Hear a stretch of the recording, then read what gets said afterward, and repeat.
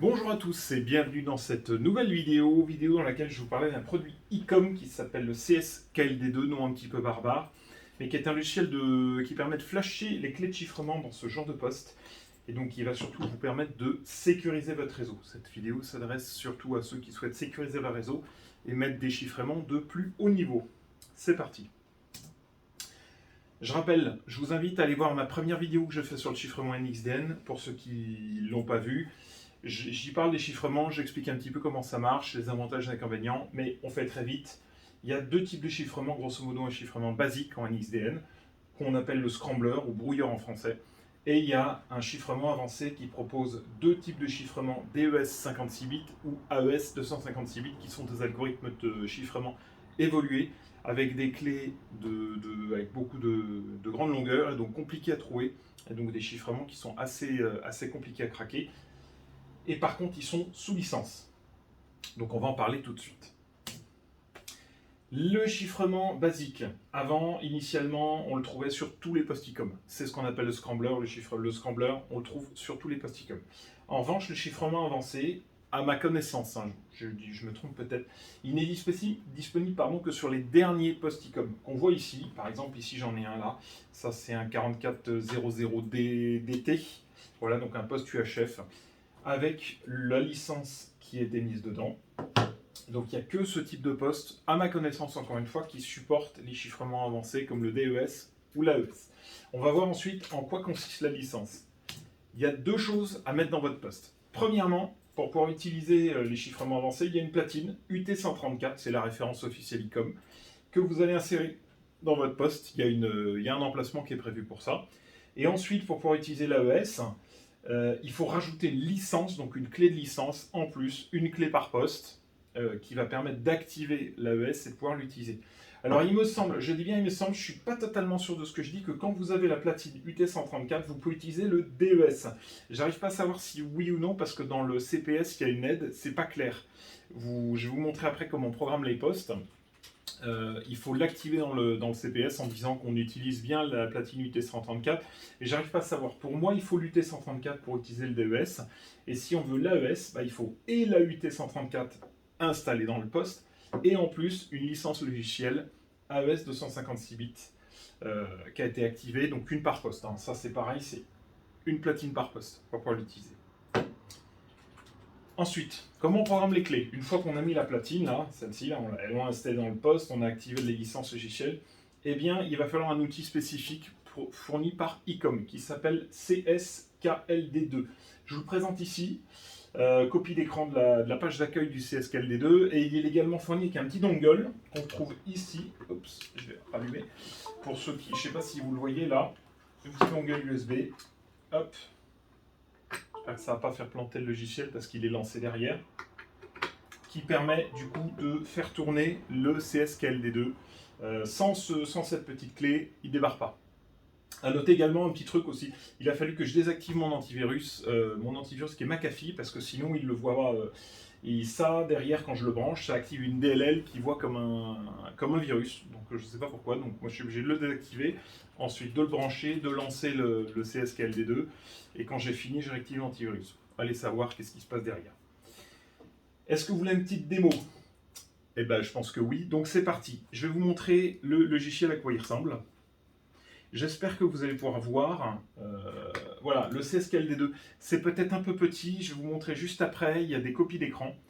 Dans lesquelles je vais zoomer. Je vous mettrai un petit peu ce que vous allez trouver là dans le PowerPoint, parce que là, je ne suis pas sûr que vous le voyez forcément. Le CSKLD2, on retrouve un petit peu la syntaxe et la charte graphique ICOM. Il est hyper simple à utiliser. Moi, j'ai été assez surpris de me dire ICOM a fait un truc assez intuitif, assez complet, vraiment très simple d'utilisation. Qu'est-ce qu'on va trouver dedans en fait? Une liste dans laquelle on va programmer nos clés comme on veut. On peut en mettre par exemple jusqu'à 64 en tout. De key-set, c'est-à-dire qu'on peut programmer soit une liste de clés, soit une autre liste de clés, key-set numéro 1, key-set numéro 2. Et je ne vais pas parler de toutes les options, mais qu'est-ce qu'il y a à retenir ici?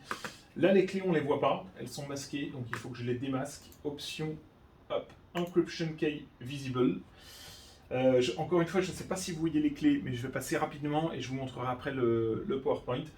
Qu'est-ce qu'on trouve dans les clés? Eh ben, en fait, on va trouver des paramètres très simples. Keylist numéro, là, ça va être le numéro de la clé stocké en mémoire de 1 à 4095. Donc, on peut en stocker 4095.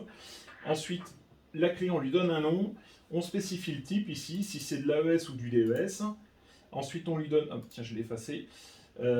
Ensuite, la KID, on lui donne un identifiant. Souvenez-vous, j'en ai parlé dans la vidéo sur le chiffrement XDN. L'identifiant, il va de 0 à 63. C'est quand on envoie la clé sur le réseau, on peut utiliser 63 clés différentes en DES, 63 clés différentes en AES, et en plus, 64, pardon, et 64 clés différentes en Scambler. Et ensuite, on met la valeur de la clé. La valeur de la clé, on va en parler. Donc, soit c'est des caractères ASCII, soit c'est des caractères hexadécimaux. Voilà qui sont là. Ça, on va le flasher dans le poste, très simplement avec le logiciel, avec le cordon là, hein, au PC2338, le cap de prog. Ça se fait tout simple, hein, comme on sélectionne le port COM, on clique.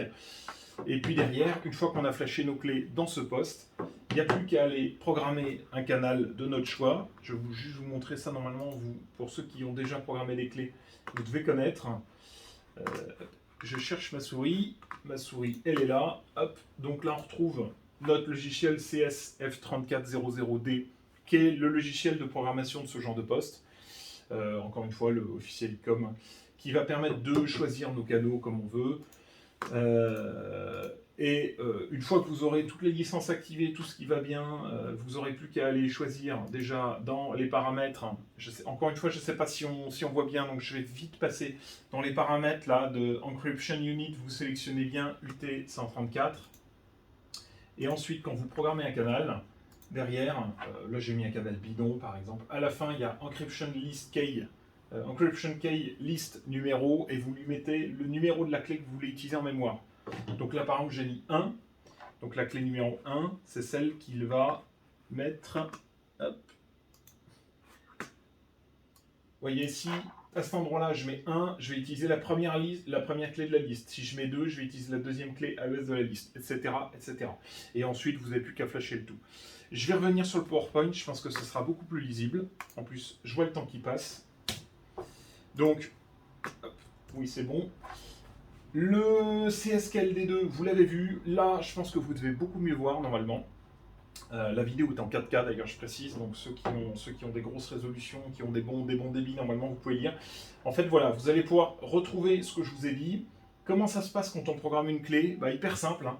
Le numéro de clé en mémoire. Là, il faut savoir qu'on n'est pas obligé de suivre l'ordre. Hein. Là, j'ai mis 1, 2, 3, 4, 5, 6. Mais en fait, on peut tout à fait, ici on pourrait mettre 4095 par exemple, là on peut mettre 10, là on peut mettre 100, voilà, on met le nombre qu'on veut, c'est vraiment ça, c'est là où la clé va être rangée en mémoire. 4000, je rappelle, 4095 emplacements possibles, là je les ai rangés dans l'ordre, 1, 2, 3, 4, 5, 6, mais on peut très bien les ranger dans le désordre, comme on veut.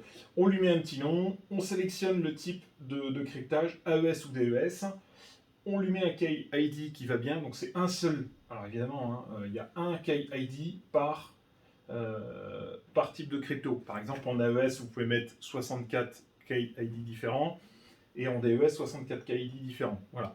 Si vous mettez des clés, si vous vous trompez que les clés sont pas bonnes ou que les KID sont pas bons, il va vous mettre une petite croix rouge à un moment donné en vous disant c'est pas bon, le truc est pas bon.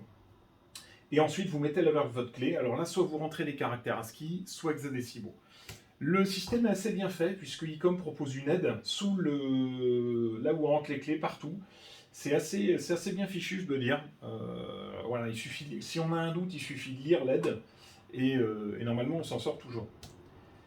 Qu'est-ce qu'on rentre? Du coup, comme je vous ai dit, 8 caractères ASCII, donc de A à Z, majuscule ou minuscule, et de 0 à 9, plus de la ponctuation. Donc caractère ASCII, en fait, c'est ce qu'on voit sur un clavier. Hein, caractère ASCII, voilà. Ni plus ni moins. Et ou bien, on peut également, donc en DES, soit 8 caractères ASCII, donc il faut absolument qu'il y en ait 8, c'est fixe, ou bien 16 caractères hexadécimaux. Voilà, hexadécimaux, on va voir d'ailleurs qu'il y a une liste, on ne peut pas rentrer n'importe quoi. Et en AES, pareil, 8 à 63 caractères ASCII. Là, par exemple, je me suis amusé ici, j'en ai mis, il faudrait compter, mais là, par exemple, clé DES, 1, 2, 3, 4, 5, 6, 7, 8. Là, en ASCII, ici, j'ai mis clé DES, il y a 8 caractères ASCII. Et en dessous, j'ai mis, pareil, j'ai mis des clés, là, par contre, ce sont des caractères hexadécimaux, et là, il y en a 16. Donc, à vous de vous arranger, soit vous utilisez de l'ASCII, soit vous utilisez de l'hexadécimal. Dans tous les cas, voilà, vous avez les deux possibilités, le logiciel sait se débrouiller. Et donc évidemment, le DES étant plus petit que l'AES, l'AES il y a plus de caractères.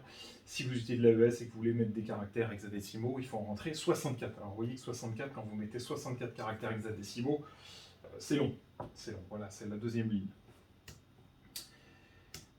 Clés DES possibles. Attention, j'avais un petit truc, vous ne pouvez pas utiliser toutes les clés. Si vous avez suivi ma première vidéo sur le cryptage NXDN, je vous expliquais que l'entrée du bloc en DES, il fait 64 bits, mais qu'en fait, il n'y a que 56 bits qui sont utilisés. Pourquoi? Parce qu'en fait, on ne peut pas rentrer n'importe quelle valeur d'octet. C'est ce que je vous disais, il y a des valeurs d'octet qui ne sont pas... Moi, je parlais de valeurs de bits, mais en fait, c'est plutôt des valeurs d'octet. Et voilà la liste des valeurs qu'on peut utiliser. Note aussi à ceux qui regardent la vidéo s'il y a des gens de chez Ecom. Il y a dans tous les logiciels qui mettent cette liste, il y a un petit défaut ici, il y a 2 fois 97. Là, c'est une petite erreur à corriger. En fait, c'est 97 le premier et le second, c'est pas 97 mais 98 parmi les valeurs possibles. Voilà, donc à corriger, si jamais des gens d'Ecom voient ça, je vous invite à corriger ça, corriger ce petit tableau dans l'aide. Ensuite, je vous ai montré ça tout à l'heure, comment on programme les clés. Une fois qu'on a inséré les clés dans le logiciel CSKLD2, on retourne sur le bon vieux CPS. J'ai nommé le cloning software le F3400D. Normalement, si vous avez déjà programmé des canaux, vous n'aurez aucune difficulté, vous devriez le reconnaître. Ça va marcher de la même manière. Première chose à aller sélectionner dans le poste pour pouvoir utiliser les chiffrements de haut niveau.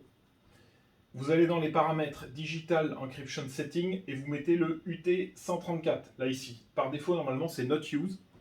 Et vous mettez UT134. Ça va permettre d'indiquer au code plug, au firmware de la radio, d'aller utiliser les clés de haut niveau. Donc pas les scramblers, mais les clés de haut niveau AES-DES. Voilà, et ça permet de lui indiquer également que vous avez mis la carte UT134 dedans. Et ensuite, quand vous programmez vos canaux, là j'ai mis un canal complètement bidon, c'est le même que celui que je vous ai montré avant, je ne sais pas si vous l'avez vu encore une fois parce que la résolution n'est pas forcément très bonne. Donc un canal digital 460-450 mégas entre le RX et le TX. Ce qui nous intéresse c'est à la fin, là ici, voilà. Vous allez mettre Scrambler Encryption, vous allez activer sur On. Vous allez sélectionner High Level, si vous mettez Low Level vous utilisez du Scrambler, donc vous avez une liste de Scrambler disponible dans le CPS. Donc là, il faut mettre High Level. Et ensuite, ça va correspondre à la clé, à l'emplacement mémoire de la clé. Souvenez-vous, là, hop, je reviens juste en arrière. Ici, j'ai mis 6 clés. Elles sont dans l'emplacement mémoire 1 à 6. Donc là, par exemple, dans l'exemple que je vous ai montré, j'ai mis la clé 1. Donc on va utiliser la première clé AES, celle-ci. Donc faites en sorte, évidemment vous ne vous trompez pas, faites en sorte que le numéro que vous mettez là, il y a bien une clé que vous avez programmée. Sinon, je ne sais pas comment se comporte le poste, mais il me semble qu'il ne chiffre pas les données. Il me semble, encore une fois. Donc voilà, faites en sorte que là, il y ait bien une clé. Là, vous pouvez mettre 1 à 4095, comme je vous ai dit, le numéro d'emplacement de mémoire. Le tout, c'est qu'il y ait une clé qui ait bien été programmée à cet endroit-là. Et ensuite, quand vous avez fini, vous sauvegardez vos fichiers, puis vous programmez le tout. D'abord les clés en premier. Vous avez les clés se programment très simplement avec la prise de programmation, le cordon officiel, voilà, qu'on branche dans les prises d'options tout simplement. Et le petit bouton qui permet de programmer. Voilà, c'est assez rapide, programmer ça prend quelques secondes. Et là pareil, vous flashez le code plug également, c'est rapide, ça prend une vingtaine, une trentaine de secondes. Et ensuite vous redémarrez votre poste. Vous avez votre poste qui est programmé, vous avez un réseau qui est sécurisé. Donc si jamais certains veulent sécuriser leur réseau NXDN avec du haut niveau, des chiffrements de haut niveau, je vous invite à investir dans ce logiciel, le CSKLD2, à investir dans des licences. Tout ça a un coût évidemment, une licence, je crois que le logiciel vaut dans les... Je crois qu'il vaut dans les 500 € à peu près. Et une licence, par contre, il faut prévoir la carte, je ne sais plus si c'est 100 ou 200 €, la UT134, une licence pareil, 100 ou 200 €. Donc ça représente quand même des coûts non négligeables. Mais ça peut valoir le jeu peut en valoir la chandelle. Si vous voulez éviter d'être écouté, si c'est un réseau critique, n'hésitez pas à mettre quelques centaines d'euros de plus par poste et vous aurez un réseau très sécurisé. Le petit mot de la fin, parce que je vois qu'on arrive bientôt à 15 minutes. Merci à tous d'avoir suivi cette vidéo. Pour ceux qui ne me connaissent pas, je m'appelle Louis Riguervet, je suis ingénieur indépendant en électronique, radio-amateur, mes heures perdues, passionné de cryptographie, passionné de tout ce qui est SDR, tout ce qui est radio. J'ai monté ma société qui s'appelle Ingénisub. Si vous voulez en savoir plus sur moi, vous trouverez ici mon site internet avec tout ce qu'il faut pour me contacter s'il y a besoin. À noter que sur les sujets crypto, sur les sujets SDR, sur les sujets radio, je ne réponds qu'aux professionnels. Voilà, je suis assez sélectif sur qui m'approche, dans quel but, et je suis assez sélectif. Je privilégie une approche par LinkedIn, hein, c'est-à-dire que ceux qui essayent de, si vous m'écrivez par mon formulaire de contact avec des adresses bidons, niet, je ne vous aurai pas forcément de réponse. Donc je le dis, si vous êtes intéressé pour un audit de sécurité sur votre réseau, si vous êtes intéressé si vous avez des questions relatives à la sécurité de votre réseau, à la résilience, n'hésitez pas, je répondrai avec plaisir, mais encore une fois, sur ce sujet-là, je serai sélectif, donc soyez simplement compréhensifs. Et si vous voulez être sûr d'avoir une réponse, approchez-moi directement par LinkedIn en personnalisant votre invitation. Vous trouverez tout ce qu'il faut pour me contacter par LinkedIn sur mon site, rubrique contact. Je vous dis merci à tous d'avoir suivi cette vidéo jusqu'au bout et à très bientôt pour de nouvelles aventures dans de nouvelles vidéos sur la radio. Allez, ciao!